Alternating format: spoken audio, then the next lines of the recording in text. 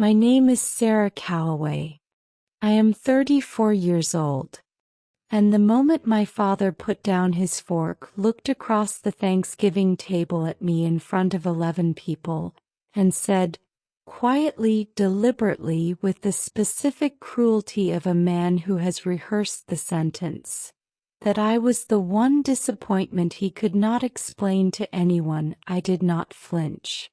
I did not look down at my plate. I did not excuse myself to the bathroom to cry the way I had done at 22 and 25 and 28 when he had said versions of the same thing. I picked up my wine glass, took one slow sip, and looked at him with the expression I had spent 3 years learning in boardrooms full of men who underestimated me. The expression that says nothing and costs everything. What my father did not know, sitting at the head of that table in his pressed shirt and his absolute certainty, was that 3 weeks earlier his resume had landed on my desk. Not my assistant's desk. Not HR. Mine. Because when you are the founder and CEO of a company, certain applications come directly to you, and his had been flagged because of the last name. I had read it twice. Then I had placed it in a folder and said nothing to anyone. He was still talking when I set my glass down. I let him finish. Then I said very quietly, "Okay, Dad." And I passed the cranberry sauce to my aunt like the temperature in the room had not just changed completely. 3 weeks later he would understand everything. Before I tell you what happened when he finally connected the dots, and what he said when he realized whose name was on the rejection letter, tell me where you are right now. What city, what country, what time is it where you're watching this? I want to know how far this story reaches before you decide whether what I did was justice or something closer to mercy. I grew up in Columbus, Ohio, in a house where my father's opinion was the weather. It determined the temperature of every room, the mood of every meal, the atmosphere of every holiday. Robert Calloway had spent 26 years as a regional sales director for a mid-sized manufacturing firm, and he wore that career the way some men wear military service. As evidence of character, as proof of a certain kind of worth that he believed not everyone possessed. He was not a cruel man in the way that word is usually applied. He never shouted.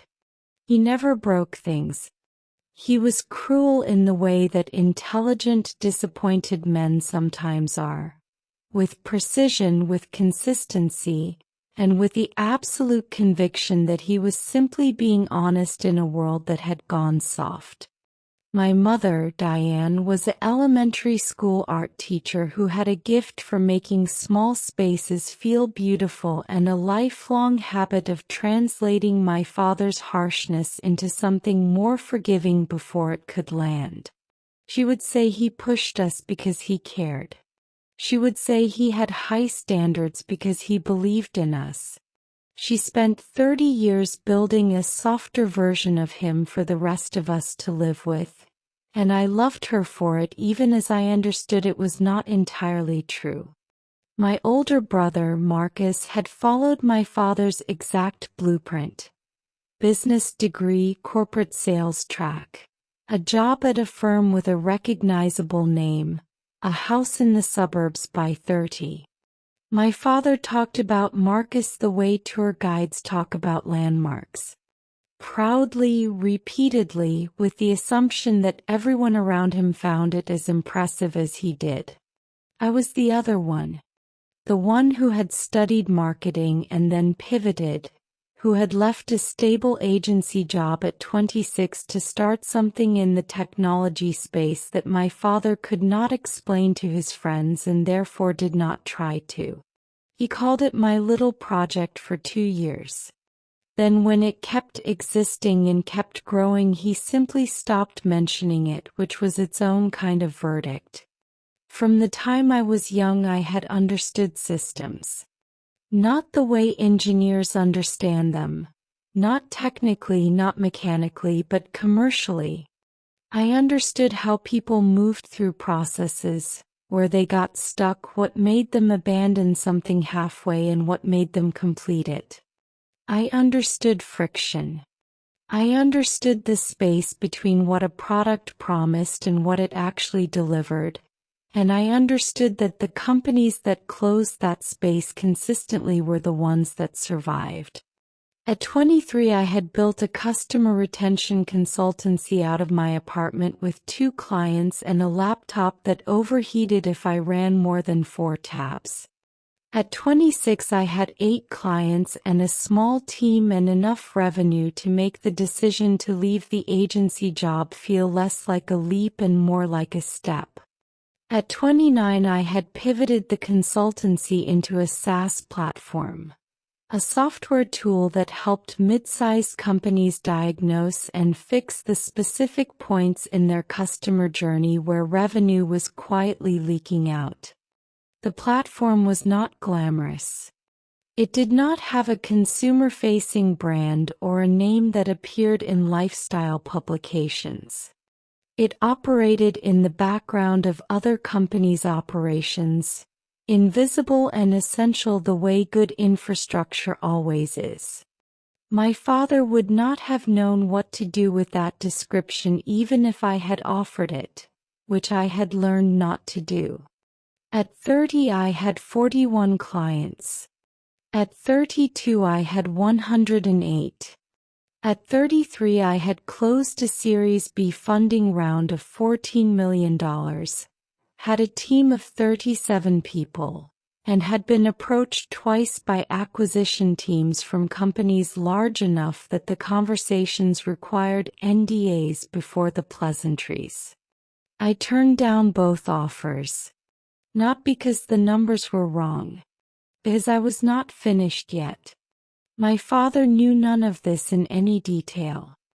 He knew I had a tech thing that seemed to be going okay. He knew I had an office somewhere downtown.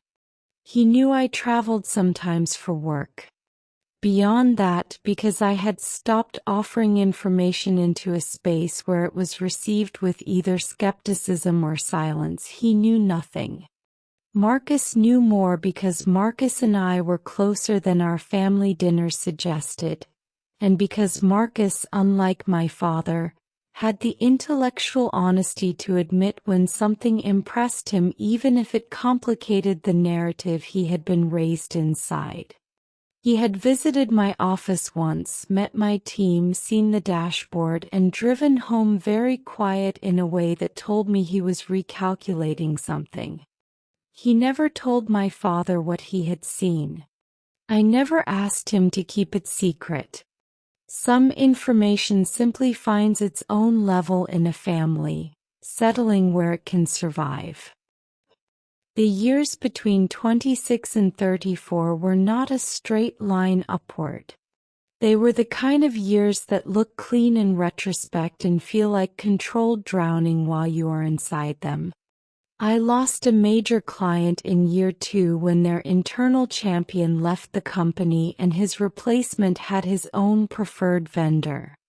The revenue gap that created took 8 months to close and required me to personally call every contact I had ever made and ask for 15 minutes of their time with a directness that cost me more pride than I knew I had. I hired the wrong head of sales in year 3. A man with an impressive resume and a talent for performing competence in interviews that did not translate into actual results in the field. Letting him go after 7 months was the right decision and the most difficult conversation I had conducted in my professional life to that point. I sat with it for a week after, and then I rebuilt the sales function from scratch with a woman named Teresa who had half his resume and twice his instincts. I had a funding conversation in year 4 that went perfectly through 3 meetings and then collapsed without explanation 2 days before term sheets were expected. I found out months later through a contact that one of the partners had concerns about whether a woman founder in my specific vertical could scale past a certain revenue threshold. I filed that information in the same place I filed everything my father had ever said to me, in a part of my mind that had stopped requiring acknowledgement from other people in order to keep moving. I kept moving. The thing about building something real is that it requires a kind of selective deafness. You have to be able to hear the signals that matter. Market feedback, customer complaints, team concerns, financial indicators, while developing a specific and practiced inability to hear the noise that doesn't. My father had been excellent training for this. A decade of sitting at his table and absorbing the particular frequency of his disappointment had given me a tolerance for disapproval that most of my competitors did not have. They had been told they were impressive their whole lives, and the first time the market told them otherwise, they did not know what to do with it. I had been told I was a disappointment my whole life, and I had simply learned to build anyway. By the time I was 33, Callaway Systems, which I had named not after my father but after myself, a distinction I kept private and enjoyed privately, had a valuation that the Series B documents placed at $47 million. My personal stake after dilution was 61%. I did not celebrate this with anyone in my family.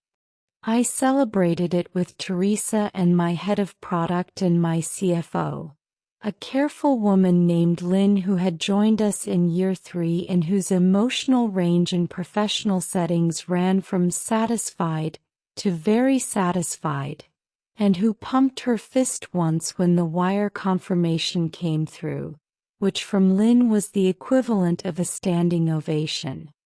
Then I went back to work. 3 weeks before Thanksgiving, my executive assistant forwarded me an application that had come through our careers portal for a senior business development role we had posted. The flag in the subject line said, "Asterisk thought you'd want to see this one personally. Last name, asterisk." I opened it. Robert Callaway. 58 years old. 26 years at Meridian Manufacturing, recently restructured. Strong regional sales background. References available upon request. I read it twice. Then I sat very still for approximately 90 seconds, which is a long time to sit very still when you run a company. Then I placed it in a folder, labeled the folder, and put it in my desk drawer. I told no one. I did not call Marcus. I did not call my mother. I did not process it out loud with anyone because there was nothing to process. It was a document. It would be handled the way all documents were handled, through our process with our criteria without sentiment. I already knew what the outcome would be. Not because of who he was to me. Because I had read the resume carefully and I knew what our senior BD role required, and I knew the gap between what he had done and what the role demanded was not a gap that good intentions could close. I drove to Columbus for Thanksgiving 3 weeks later, and I sat at my father's table and I passed the turkey and I asked my aunt about her garden renovation and I listened to Marcus talk about his Q4 numbers and I waited. My father began his assessment of me at approximately 7:15, between the clearing of the main course and the arrival of the pie. He did not begin dramatically. He never did. He began the way he always began, with a sigh that functioned as a preamble, followed by a statement that positioned itself as concern while operating as verdict. He said he had been thinking. He said he worried about sustainability. He said that tech companies, and here he used the word little, which I noted and filed, came and went, and he hoped I had a plan for what came next when the current thing ran its course. Marcus looked at his plate. My mother said, "Robert." My father said he was simply asking questions that any responsible parent would ask. Then he said the sentence, the one he had clearly been holding since before dinner, the one that had found its form over days or weeks of private rehearsal. He said that of his two children, I was the one he genuinely could not account for. He said Marcus had built something legible, something a person could point to and understand. He said I had been running toward something for a decade that he could not see and could not explain, and that worried him because he had spent 30 years in business and he knew what sustainable looked like, and he was not sure I did. He said I was the one disappointment he could not explain to anyone. The table went quiet in the specific way tables go quiet when something has been said that cannot be unsaid. I picked up my wine glass. I took one slow sip. I looked at him. I said, "Okay, Dad." Then I asked my aunt how the garden renovation was going. My father looked at me for a moment with an expression I did not fully understand until later. Something between satisfaction and unease, as if my composure had given him what he wanted and taken something else at the same time. I drove home that night and I did not cry. I had stopped crying about this particular kind of thing sometime around 31. Not because it stopped hurting, but because I had finally understood that the hurt was not information. It was just weather. The rejection letter went out from our HR system on a Tuesday morning, 11 days after Thanksgiving. It was a standard letter. Professional, kind, specific enough to be respectful, and general enough to be final.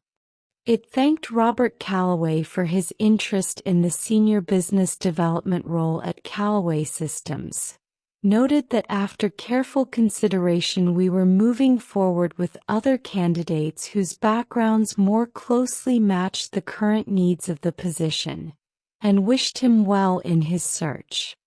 It was signed, as all our correspondence was signed, with my name. Sarah Calloway, founder and CEO, Calloway Systems. My father called my mother first. She called me 20 minutes later, her voice doing the particular thing it did when she was managing two conversations at once. The one she was having with me and the one she was still processing internally. She said, "Your father received a letter today." I said, "Okay." She said, "From your company." I said, "We had a role posted. He applied." There was a pause. Then she said very quietly, "Sarah, how long have you known?" I said, 3 weeks. Another pause. Longer. I could hear her breathing, and behind it the specific silence of a house where something had just reorganized itself. She said, He doesn't understand the name. He's asking me if it's a coincidence." I said, "It's not a coincidence. I named the company after myself." She said nothing for a moment. Then, "He wants to talk to you." I said I was available Thursday evening if he wanted to call. He called Thursday at 6. His voice when I answered had lost something I had never heard it lose before. Not the authority exactly, but the certainty underneath the authority, the bedrock assumption that he understood the dimensions of the space he was standing in. He said, "Is it yours?" Not a question. Reckoning. I said, "Yes." He said, "How long?" I said, 8 years. He said, "The funding, the valuation they listed in the system." I said, 47 million at last round. My stake is 61%. The silence that followed was the longest silence I had ever shared with my father. Longer than the silences after bad report cards. Longer than the silence after I told him I was leaving my agency job. Longer than any silence at any Thanksgiving table. He said, "You never told me." I said, "You never asked." And when I tried to explain, "You called it my little project." He said, "I didn't know." I said, "I know you didn't." He said, "Sarah." I said, "I'm not angry, Dad. I want you to understand that. I'm not calling to make you feel small. I'm telling you the facts because you asked and because you deserve the actual truth after 34 years of the version of me you decided was true instead." He was quiet again. When he spoke, his voice was different. Thinner, older, stripped of the register it usually operated in. He said, "I said things at Thanksgiving." I said, "You've said things at many Thanksgivings." He said, "I know." I said, "The role wasn't right for your background. That's the honest reason.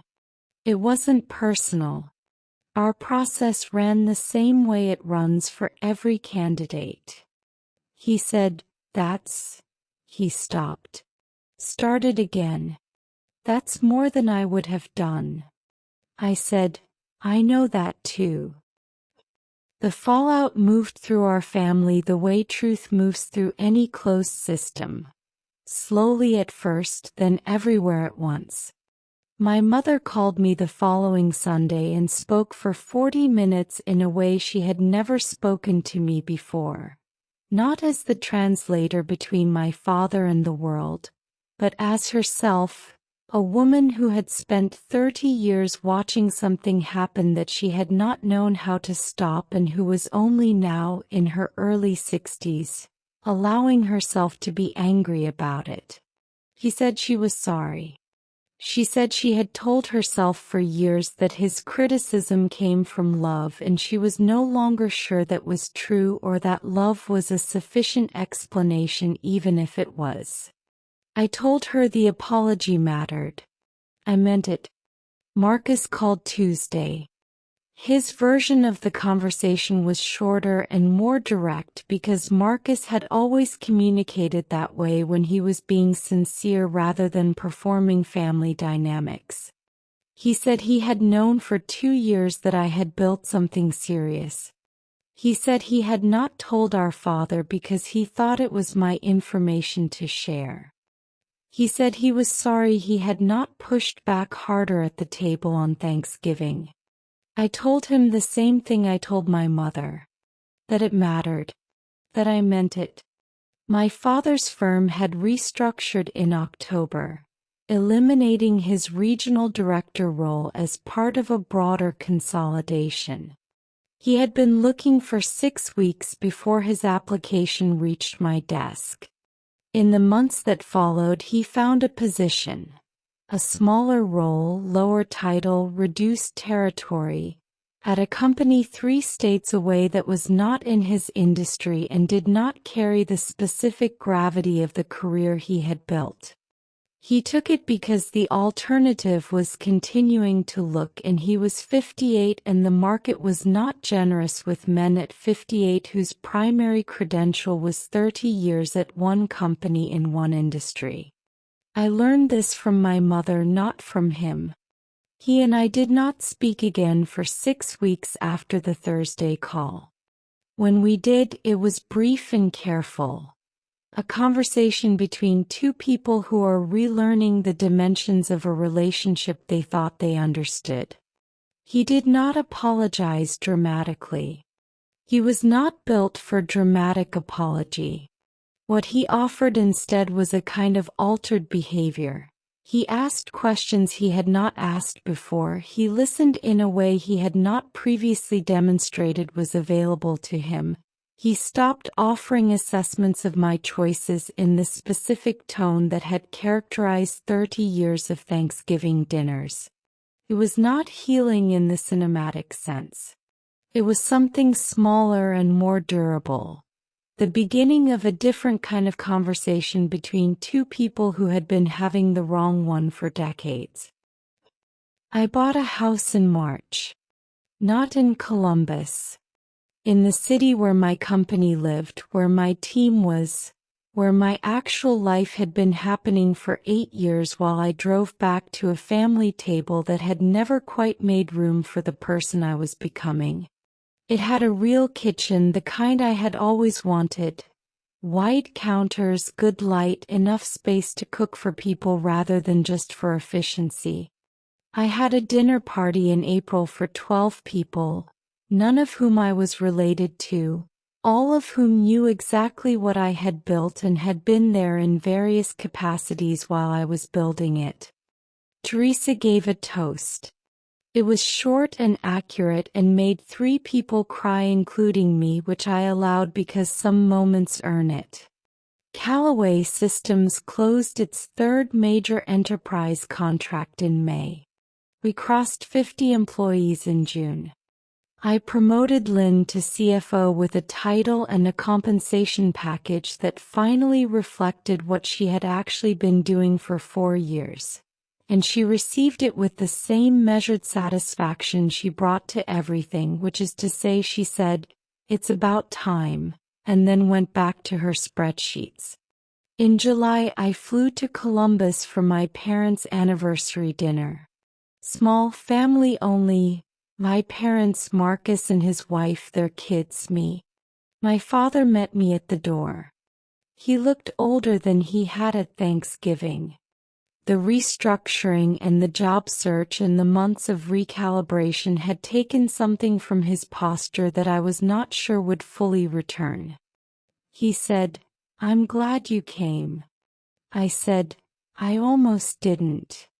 He said, "I know." We stood in the doorway for a moment. 2 people who had been speaking a language built on misunderstanding for 30 years. Both of us aware that the language was changing and neither of us certain yet what the new one would sound like. Then my mother appeared behind him with a dish towel over her shoulder and said dinner was ready. And we went inside and we sat at the table, and it was not perfect. It was not healed. It was not the family dinner I had wanted for 30 years. But no one called me a disappointment. And my father asked twice about the company. Real questions, specific questions, the kind that require listening to the answer. I answered them. Both times. In full. That was enough. For now, that was enough. There is something I have thought about often in the year since that Thanksgiving. The one where my father delivered his verdict and I sat with a secret in my pocket that would have answered every word of it. I could have told him that night. I could have put my wine glass down and said quietly that his resume was in my desk drawer and that the company he could not explain to his friends had a valuation that would have rearranged everything he thought he knew about me. I could have watched his face change in real time in front of 11 people at his own table. I chose not to. Not because I am kind in the way that people mean when they use the word as a consolation. But because I understood something that night that I had not fully understood before. I did not need the room to see it. I did not need witnesses to the truth in order for the truth to be true. The most expensive lesson I ever learned was that other people's inability to see you is not evidence of your invisibility. It is simply evidence of their limitations. And limitations, unlike worth, are not permanent. I built something real while my father built a story about me that fit the space he had available. When the 2 things finally met, in a desk drawer, in a standard rejection letter, in a Thursday evening phone call, The story dissolved and the thing I had built remained. That is all I ever needed. If you have ever sat at a table where the person at the head of it looked right through the most important thing you had ever done and called you a disappointment, I want you to tell me in the comments. Tell me what you were building while they were deciding you were failing. Tell me what they said and what it cost you and what you did with the cost. Because I believe that the people who are called failures at family dinners are very often the ones building something that the people calling them failures do not yet have the vocabulary to describe. Keep building. Document everything. And when the moment comes, and it will come, let the facts speak. They are louder than any dinner table. Thank you for watching this story through to the end. Everything depicted here is entirely fictional and created solely for entertainment, emotional reflection, and storytelling. The characters, situations, and events do not represent real people or actual occurrences. We hope this story reminds you that the size of what you build is not determined by the size of the room that first believed in you. Sometimes the quietest people in the room are carrying the largest truth.